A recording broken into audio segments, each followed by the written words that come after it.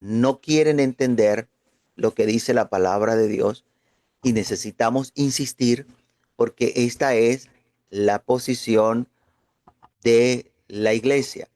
Y nosotros estamos llamados a enseñar, a instruir, a estudiar la palabra de Dios, dar a conocer lo que la palabra de Dios nos enseña.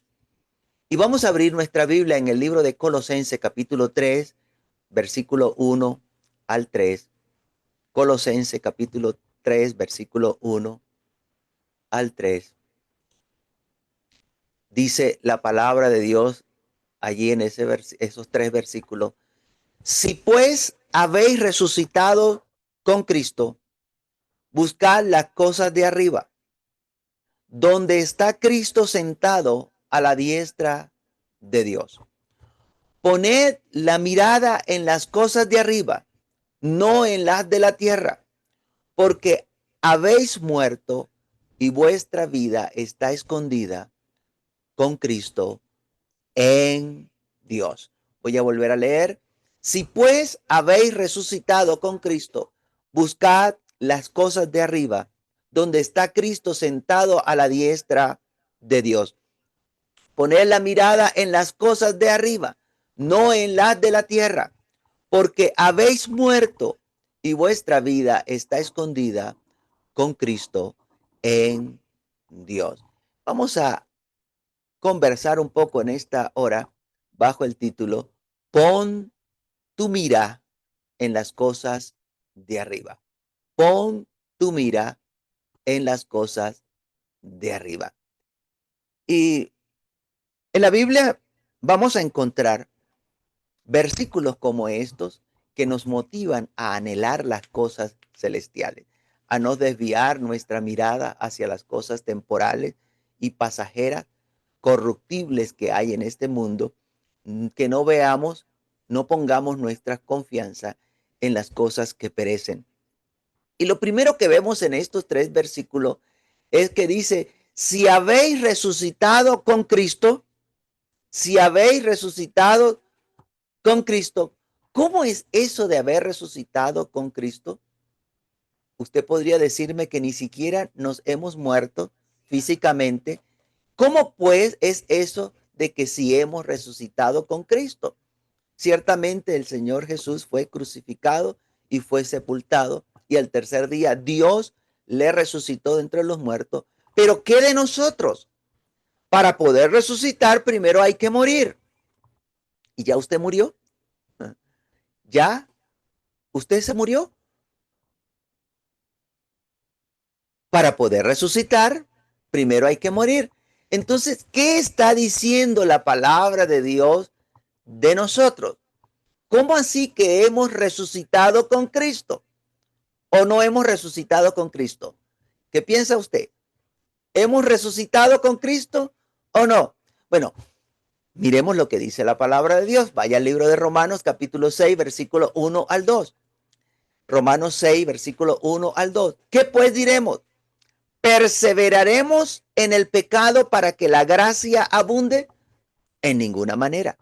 Porque los que hemos muerto al pecado, vuelvo y repito, porque los que hemos muerto al pecado, ¿cómo viviremos aún en él?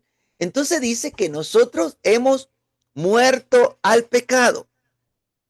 Si le vuelvo a preguntar, ¿ya usted murió? Entonces, y ahora usted tendría una respuesta que darme. ¿Ya usted murió? ¿Sí o no? ¿O será que todavía no ha muerto el pecado? ¿Será que todavía usted está luchando a ver, ¿será que me muero o no me muero? ¿Será que todavía no ha muerto el pecado? La Biblia dice que nosotros hemos muerto al pecado y este es un punto importante. Es el paso previo para poder resucitar. Para poder resucitar, primero hay que morir. Y pasa a explicarnos el libro de Romanos capítulo 6, versículos 3 y 4. ¿O no sabéis que todos los que hemos sido bautizados en Cristo Jesús, hemos sido bautizados en su muerte, porque somos sepultados. Entonces no solamente usted ya murió al pecado, sino que ya fue sepultado. Amén. Ya usted fue sepultado, porque somos sepultados juntamente con él para muerte por el bautismo, a fin de que como Cristo resucitó de los muertos para gloria del Padre, así también nosotros andemos en vida nueva. Entonces, si ahora yo le pregunto, ¿ya usted murió? Ahora usted sabe qué decirme, ¿verdad? Y si yo le digo, ¿y ya usted resucitó? Entonces ya usted sabe qué decirme. Así vemos que hemos sido sepultados en las aguas del bautismo para hacernos participantes de la resurrección de nuestro Señor Jesús. Y sigue diciendo el versículo 5 al 11 de ahí de Romanos capítulo 6. Porque si fuimos plantados juntamente con él en la semejanza de su muerte, así también lo seremos en la de su resurrección. Sabiendo esto que nuestro viejo hombre fue crucificado juntamente con él. Mire, fuimos crucificados. ¿Alguna vez lo han crucificado? Fuimos crucificados juntamente con él para que el cuerpo del pecado sea destruido, a fin de que no sirvamos más al pecado. Porque el que ha muerto ha sido justificado del pecado. Y si morimos con Cristo, creemos que también viviremos con él, sabiendo que Cristo, habiendo resucitado de los muertos, ya no muere. La muerte no se enseñorea más de él, porque en cuanto murió, al pecado murió una vez por todas, mas en cuanto vive para Dios, vive. Así que también nosotros, considerados muertos al pecado, pero vivos para Dios en Cristo Jesús, Señor nuestro. Así también vosotros, consideraos muertos al pecado, pero vivos para Dios en Cristo Jesús, Señor nuestro. Ahora bien, toda esta obra no es una imaginación. El apóstol Pablo nos deja saber el significado de cada una de las cosas por las que como cristianos necesitamos que pasemos. Entonces, cuando usted fue bautizado, no fue simplemente para hacerme miembro de la iglesia. No, hay un simbolismo allí, hay una razón por la cual somos bautizados. Y es en la semejanza de la muerte del Señor somos bautizados para que entonces seamos resucitados juntamente con Cristo. Y eso tiene entonces un valor, que nosotros muramos al pecado y que seamos resucitados con Cristo. Un significado grande, más que una simple ilustración, porque por medio de este proceso, Dios mismo es quien nos ha dado vida para que juntamente con Cristo hayamos resucitado. Mire cómo esto lo dice en el libro de Efesios capítulo 2, versículo 4 al 7. Pero Dios, que es rico en misericordia, por su gran amor con que nos amó, aun estando nosotros muertos en pecado, nos dio vida juntamente con Cristo. Por gracia soy salvo. Y juntamente con él nos resucitó y asimismo nos hizo sentar en lugares celestiales con Cristo Jesús para mostrar en los siglos venideros la abundante riqueza de su gracia en su bondad para con nosotros en Cristo Jesús. En Cristo Jesús. Y usted me va a escuchar a mí. Fue muy frecuente, pero muy frecuente, hacer el énfasis en esta expresión. En Cristo Jesús. Cantábamos hace rato un himno y usted vio que la letra del himnario decía una cosa y yo estaba diciendo otra. Tuvo que haberlo notado. Y yo estaba diciendo, en Jesús hay para mí. Porque eso fue lo que hizo Dios.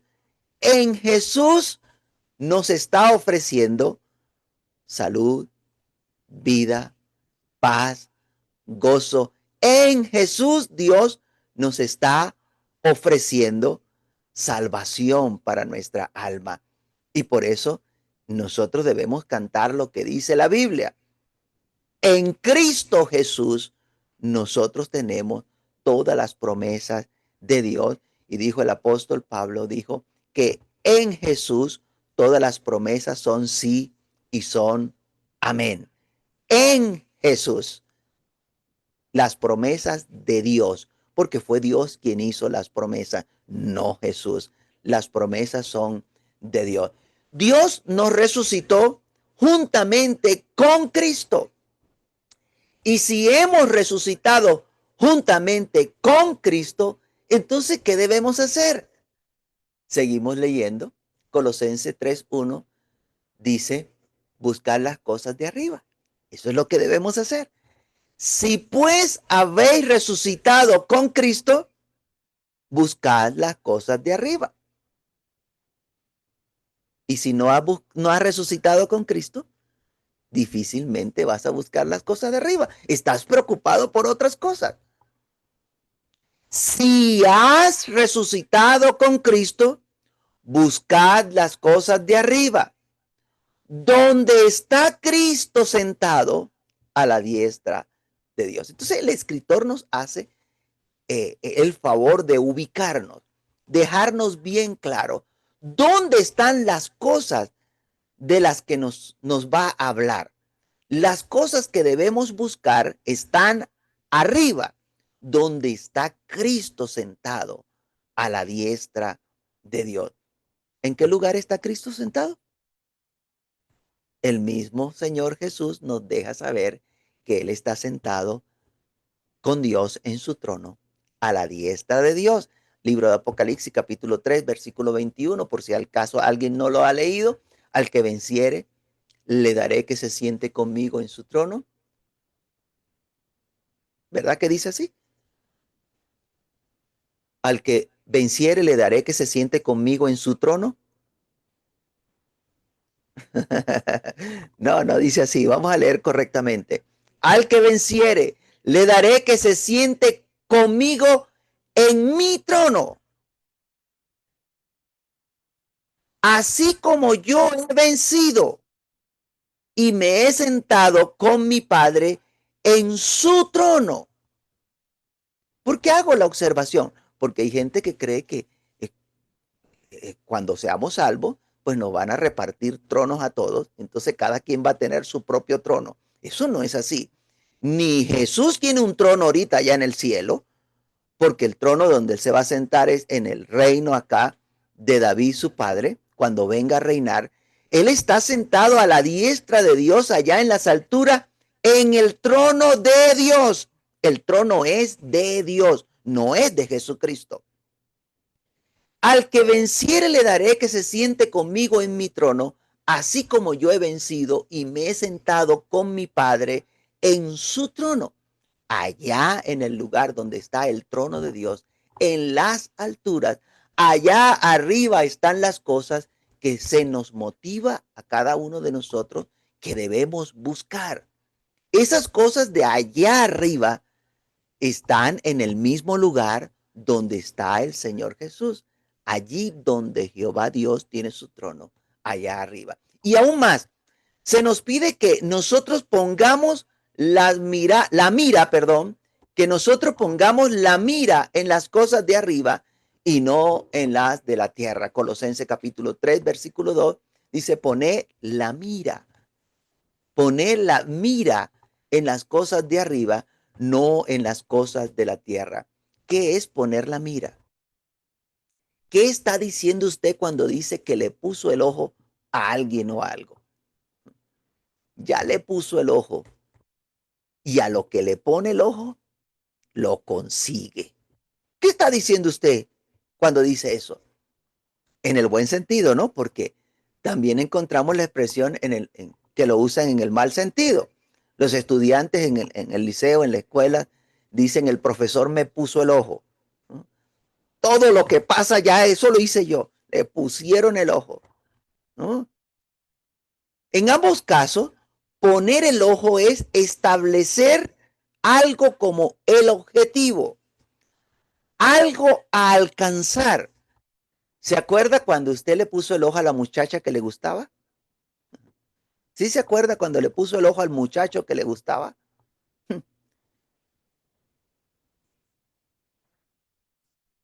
Usted no se quedó tranquilo, usted no se quedó tranquila hasta que lo consiguió, hasta que se casó con esa persona. Yo espero que me esté haciendo entender.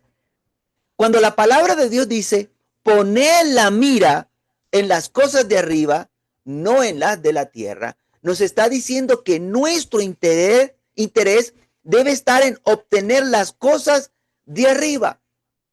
Pero para eso es necesario que sepamos qué son esas cosas que están allá arriba.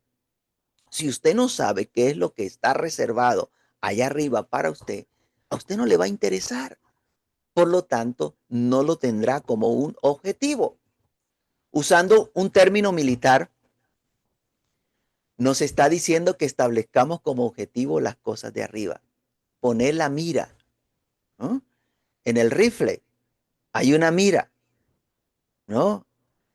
Poner la mira en las cosas de arriba, pero no para que vaya a disparar, ¿no? Sino que estoy llevándole a que comprenda el término, porque allí no dice poner la mirada en las cosas de arriba, allí dice poner la mira en las cosas de arriba. ¿Qué es eso que está ahí arriba? En lo que nos manda a poner la mira. Bueno, con otras palabras, el apóstol Pablo lo dice a los Corintios, en 2 de Corintios, capítulo 4, versículo 18. No mirando nosotros las cosas que se ven, sino las que no se ven. Pues las cosas que se ven son temporales, pero las que no se ven son eternas. Ciertamente en este mundo hay cosas que nos llaman la atención, cosas que calificamos como hermosas.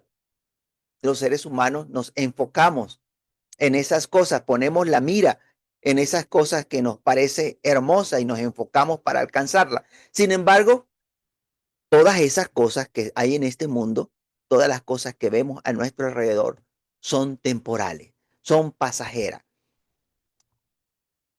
Ahora, cuando vamos al versículo y lo mantenemos en el contexto, si leemos los versículos anteriores al que acabamos de leer en 2 Corintios 4:18, nos vamos a dar cuenta que el apóstol Pablo no solo está hablando de las cosas hermosas que pueden haber aquí en el mundo, sino que él se está refiriendo, está hablando de dos cosas puntualmente: la tribulación, que él llama allí una tribulación leve, aunque sabemos que el apóstol Pablo pasó por situaciones bastante complicadas, pero él habla de tribulación leve contrastándola con la gloria que en nosotros se ha de manifestar. De manera que dentro de esas cosas que no se ven están incluida la gloria que en nosotros se ha de manifestar. Tiene ahí en pantalla 2 Corintios 4, versículos 17 y 18, y mire cómo dice el versículo 17: porque esta leve tribulación momentánea produce en nosotros un cada vez más excelente y eterno peso de gloria. No mirando las cosas que se ven con, perdón, me sin voy un eterno peso de gloria. No mirando nosotros las cosas que se ven, sino las que no se ven, pues las cosas que se ven son temporales, pero las que no se ven son eternas. De manera que lo que ellos estaban viendo en el momento era todas esas tribulaciones, toda esa angustia, y el apóstol está diciendo, no pongan la mirada en esas cosas que son temporales, que son pasajeras, que no van a existir para siempre. Pongan su mira en las cosas que no se ven, que están allá en los cielos, que son eternas. Esa tribulación que estaban experimentando, eso que ellos estaban viendo, era pasajero, y la gloria, que era lo que ellos no estaban viendo, que estaba reservada en los cielos, entonces es eterna. El apóstol Pablo nos dice que pongamos la mira en lo que no se ve, en la gloria venidera, en lo que está adelante, en la recompensa que vendrá, que se enfoquen en lo eterno. Y es el mismo apóstol Pablo quien nos dice que una ayuda que tenemos para poder estar enfocado en esas cosas eternas que no vemos, tenemos un ejemplo que nos va a ayudar a mantenernos enfocados con la mira en las cosas de arriba. Alguien ya lo logró, alguien ya lo hizo. Cuando usted va al libro de Hebreos, el escritor del libro de Hebreos, versículo 2 del capítulo 12, Hebreos 12:2, dice: puesto los ojos en Jesús, el autor y consumador de la fe, el cual por el gozo puesto delante de él sufrió la cruz, menospreciando el oprobio, y se sentó a la diestra del trono de Dios. Lo que nos está diciendo es: mira lo que pasó con el Señor Jesús. Puesto los ojos en Jesús. Y acá es donde algunos se confunden. ¿No ven la diferencia cuando dice poner la mira en las cosas de arriba? Y acá en Hebreos 12:2 que dice puesto los ojos en Jesús. Son dos acciones diferentes y ambas necesarias en nuestra vida cristiana. Hago la observación porque hay gente que anula los versículos de la Biblia porque el versículo no dice lo que ellos quieren decir, ¿no?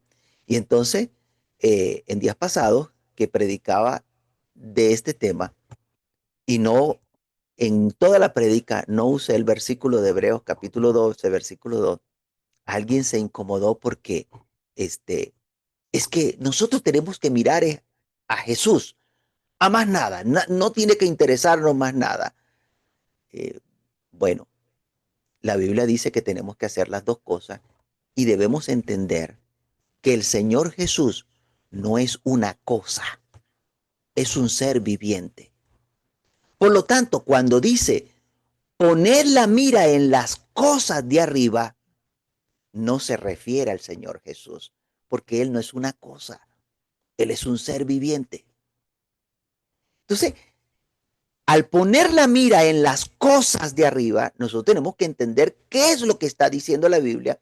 Y cuando dice puesto los ojos en Jesús, ¿qué es lo que está diciendo la Biblia?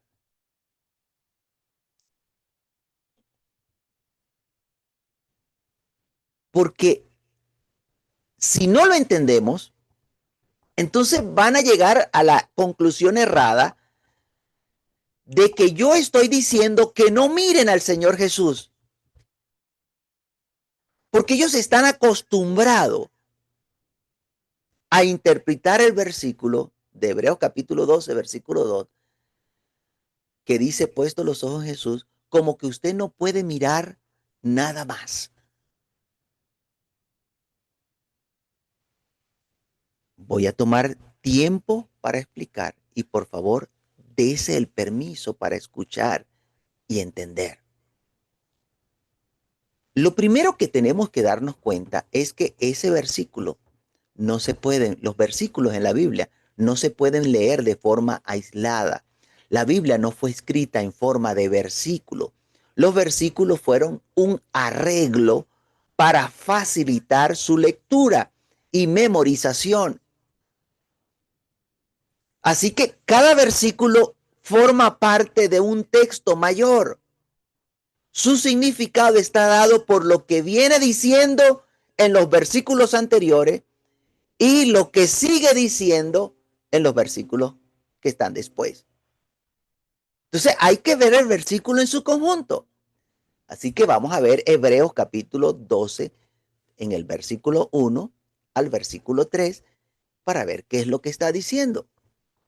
Por lo tanto, nosotros también, teniendo en derredor nuestro tan grande nube de testigos, despojémonos de todo peso y del pecado que nos asedia y corramos con paciencia la carrera que tenemos por delante, puesto los ojos en Jesús, el autor y consumador de la fe, en el cual, por el gozo puesto delante de él, sufrió la cruz, menospreciando el oprobio, y se sentó a la diestra del trono de Dios. Considerad a aquel que sufrió tal contradicción de pecadores contra sí mismo, para que vuestro ánimo no se canse hasta desmayar. ¿Sí se dio cuenta? Voy a volver a leer los 3 versículos seguidos. Hágase el cargo que no tiene versículo, porque el que lo escribió no lo separó por versículo. Por tanto, nosotros también, teniendo en derredor nuestro tan grande nube de testigos, despojémonos de todo peso y del pecado que nos asedia.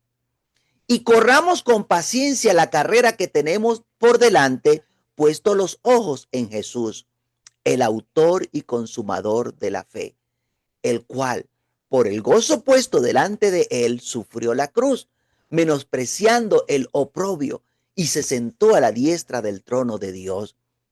Considerad a aquel que sufrió tal contradicción de pecadores contra sí mismo, para que vuestro ánimo no se canse hasta desmayar. Mire que lo que está haciendo esta porción es mostrándonos al Señor Jesús como un ejemplo para que nosotros también hagamos como Él hizo.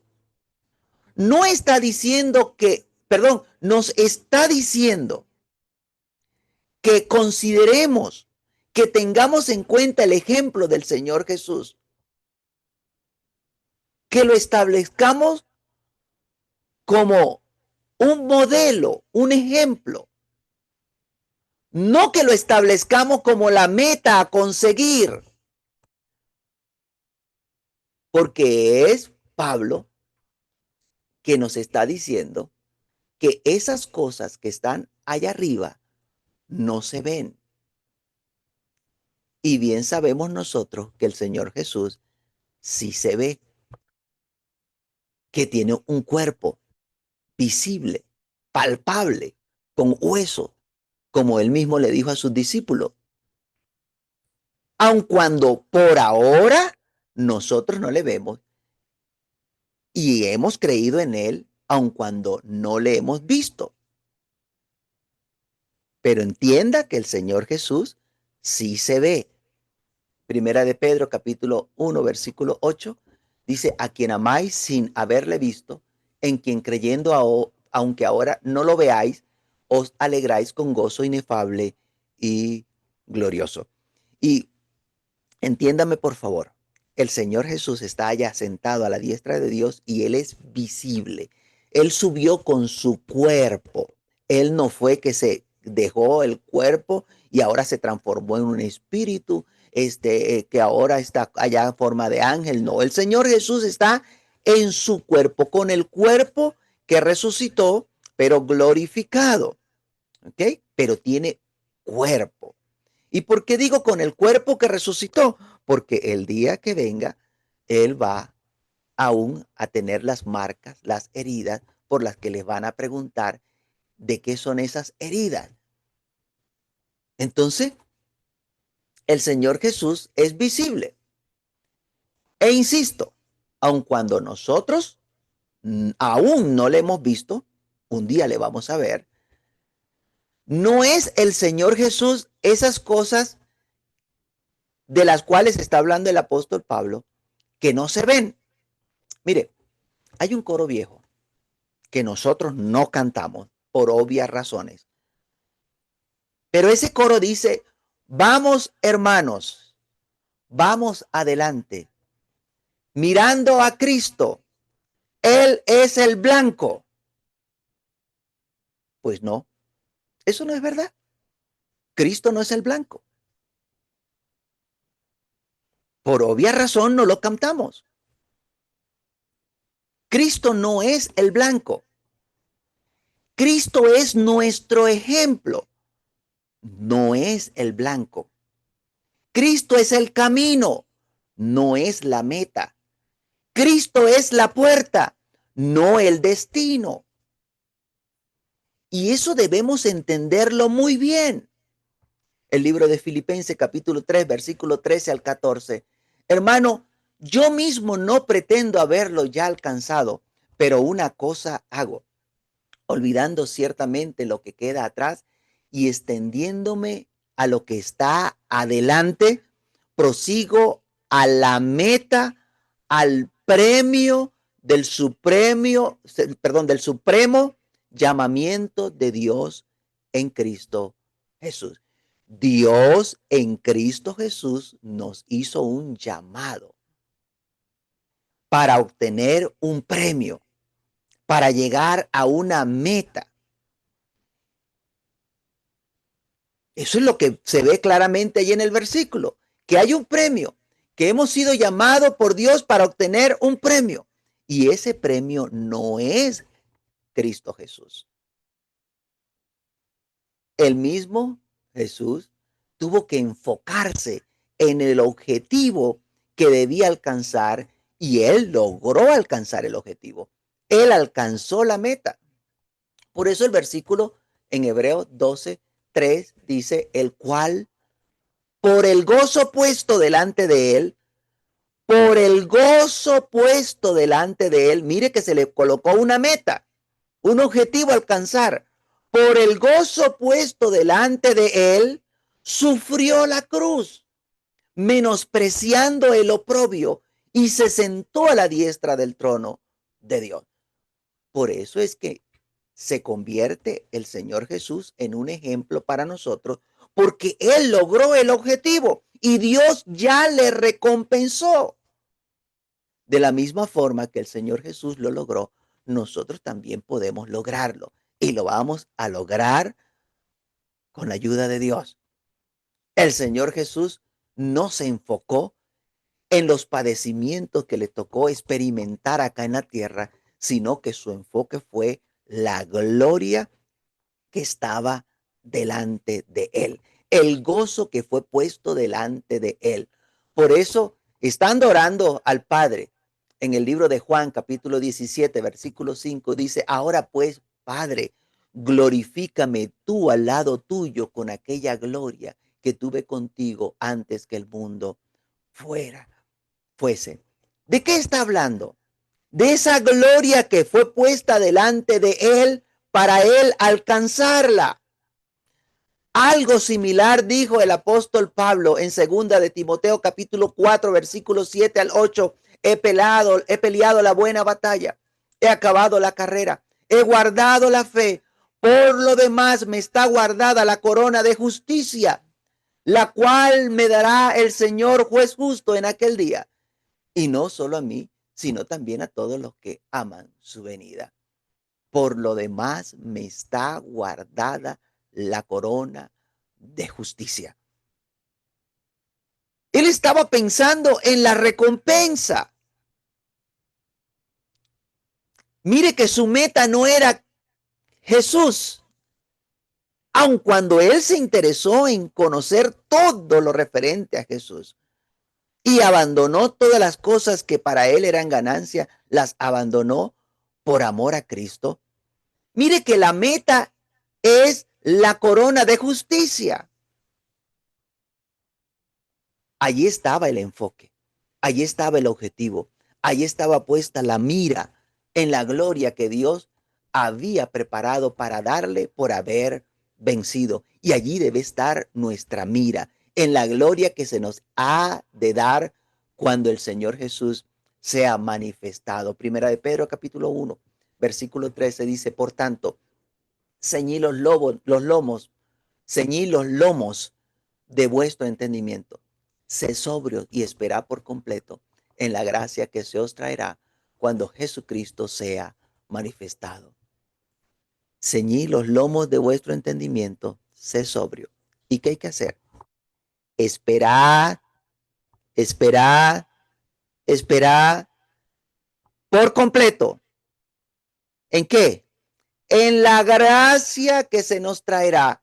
¿Cuándo? Cuando Jesucristo sea manifestado. Ciertamente el Señor Jesucristo va a ser manifestado. El Señor Jesucristo va a ser enviado nuevamente a la tierra. Pero hay algo que se nos va a dar cuando el Señor Jesucristo sea manifestado. Se nos va a dar una gracia. Ahora bien, cuando la Biblia dice que pongamos la mira en las cosas de arriba, ¿a qué está haciendo referencia? Porque acabamos de ver que no se trata del Señor Jesús.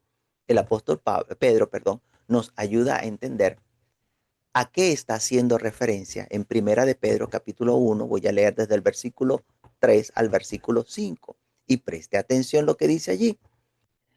Bendito el Dios y Padre de nuestro Señor Jesucristo, que según su grande misericordia nos hizo renacer. ¿Para qué?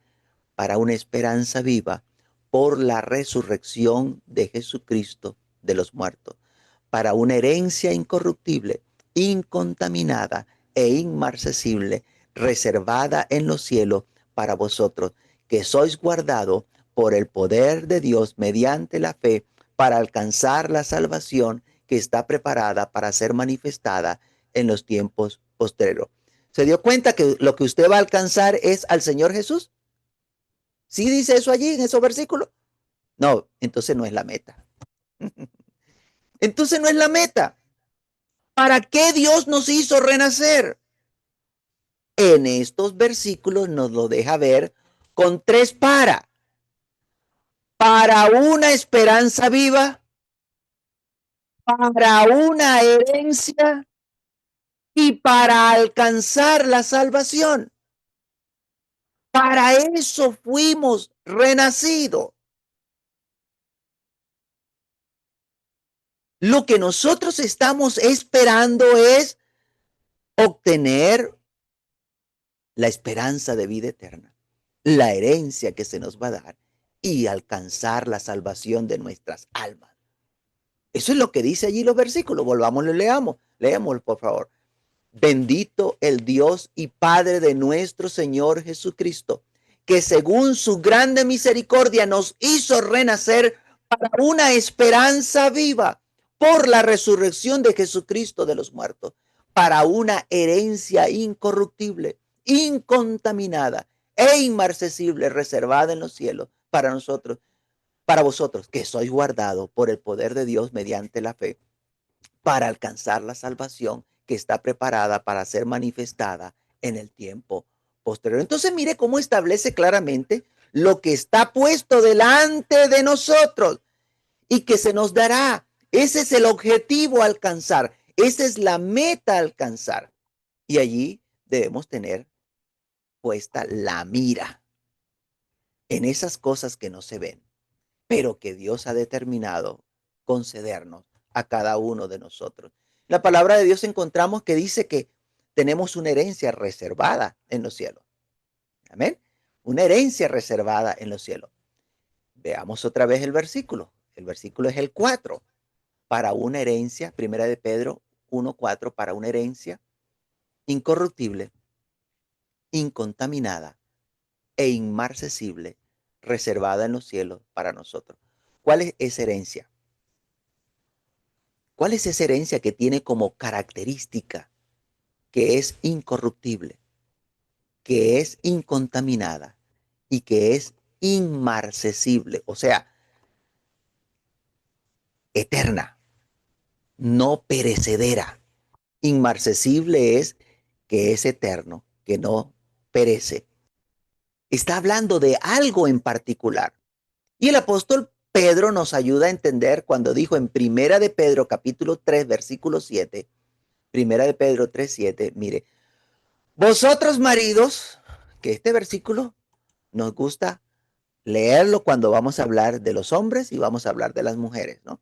Pero mire lo que está en medio de este versículo, la perla que hay aquí en medio de este versículo. Vosotros maridos igualmente viví con ella sabiamente, dando honor a la mujer como a vaso más frágil. Hasta ahí no lo sabemos, ¿verdad? Y como coherederas,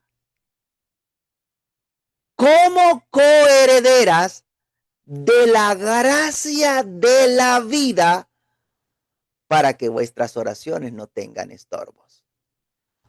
Coherederas de la gracia de la vida.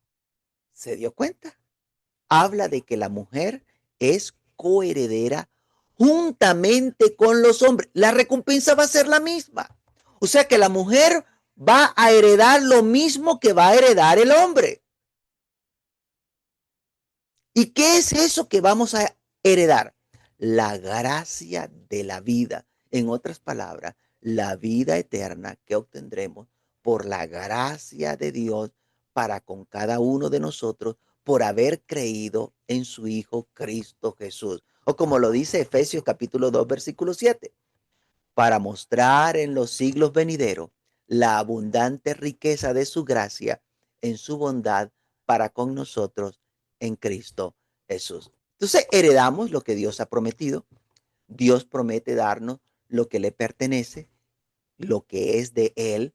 Por eso es una herencia. El libro de Tito, capítulo 1, versículo 2, dice, en la esperanza de la vida eterna. La esperanza de la vida eterna, la cual Dios, que no miente, prometió desde antes del principio de los siglos. Entonces, la vida eterna no se ve, es incorruptible, incontaminada, es inmarcesible, no perece. Esa es la gloria venidera, la gloria que tuvimos con Dios antes que el mundo fuese. Seres humanos, santos, apartados del mal, gozando de vida eterna. Eso es lo que está puesto delante de nosotros. Desde antes de Dios formarnos, Dios ya había planificado darnos vida eterna en Cristo Jesús, Señor nuestro.